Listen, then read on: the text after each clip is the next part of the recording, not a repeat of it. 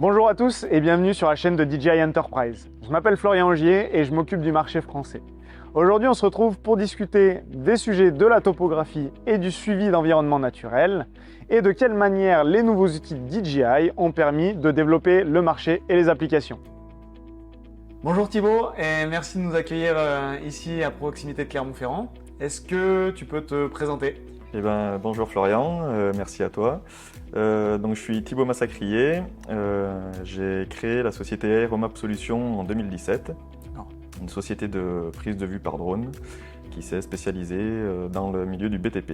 Alors ce qui est intéressant de savoir, c'est comment ça a débuté et comment aujourd'hui on en est là avec différentes machines. Moi je vois un Phantom 4 Pro Obsidian et je vois un Matrice 300 avec le lidar et la P1, tu as les deux accessoires. Ouais. Quelle a été l'évolution finalement et comment ça s'est passé pour toi ? Ça a commencé au tout départ avec un Phantom 4 Pro, ouais. Puis un deuxième pour avoir une machine de secours. Rapidement. J'ai pu commencer par faire un petit peu de vidéo, un peu de photogrammétrie. Ouais. J'ai cherché à me spécialiser ensuite dans le BTP. L'avantage de la caméra P1 sur le Matrice 300, c'est effectivement la définition d'image en 45 mégapixels plutôt que 20 sur le Phantom. Et ce qui nous permet, avec la focale de 35 mm, d'avoir une hauteur de vol bien supérieure pour la même résolution de pixels au sol, quoi. Ouais. À titre de comparaison... Donc déjà, on peut s'écarter potentiellement des obstacles. Des obstacles, des dangers. En ayant la même résolution. Exactement. Ouais. Donc c'est plus sécurisant. À titre de comparaison, voilà, quand on cherche à obtenir 1 cm par pixel au sol avec le Phantom, on vole à 36 mètres. Ouais, 36, ouais.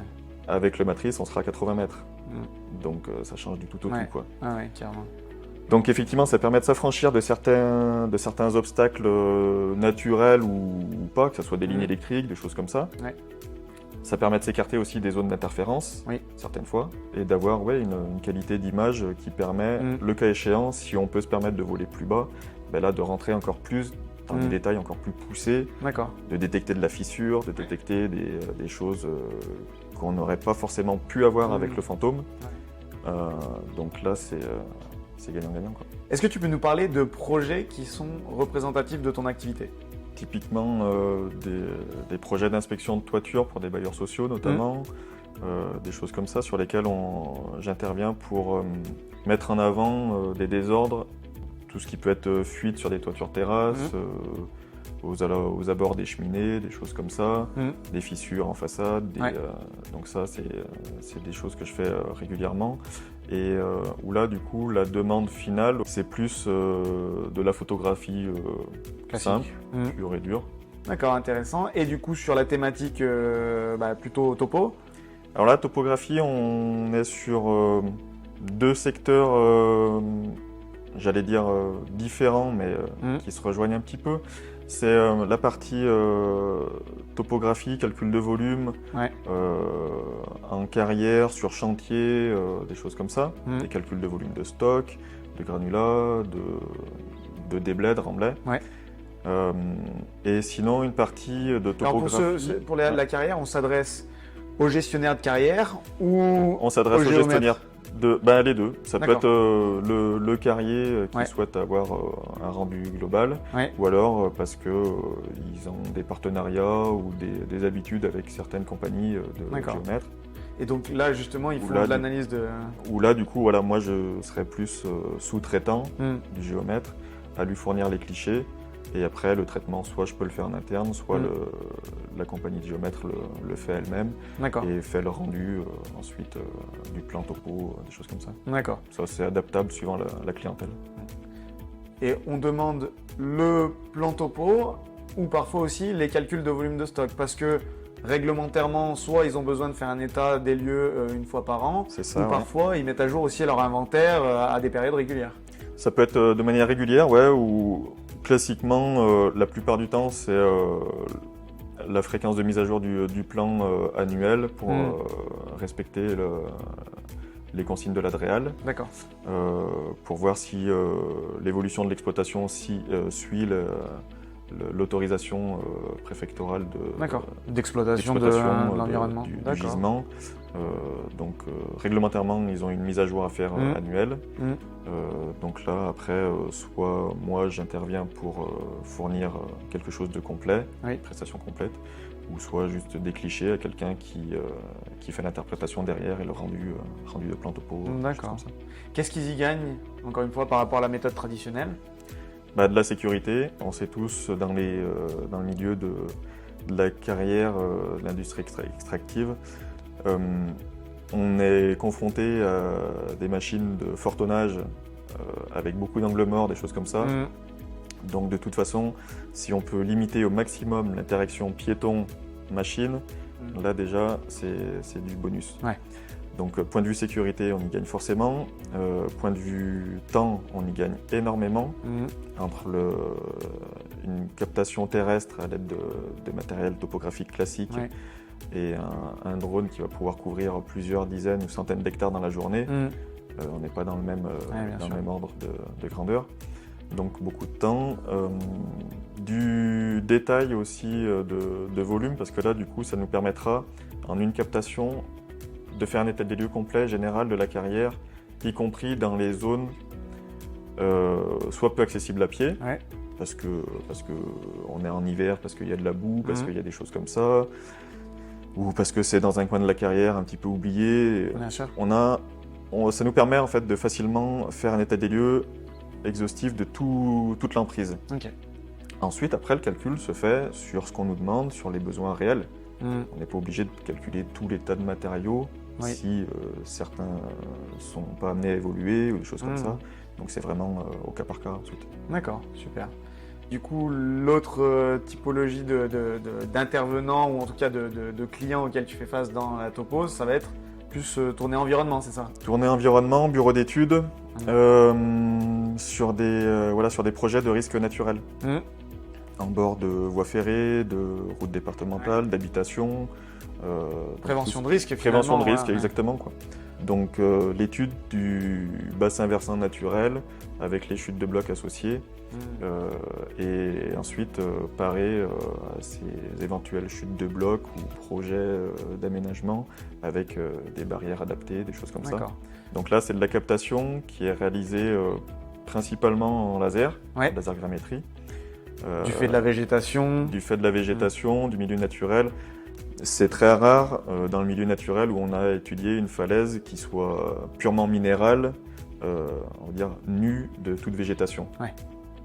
Donc la lasergrammétrie permet de s'affranchir de la végétation et de rendre un modèle numérique de terrain fidèle à des bureaux d'études qui ensuite, eux, vont faire de l'interprétation et du calcul de chute de blocs, de trajectographie et ensuite du dimensionnement d'ouvrages. D'accord.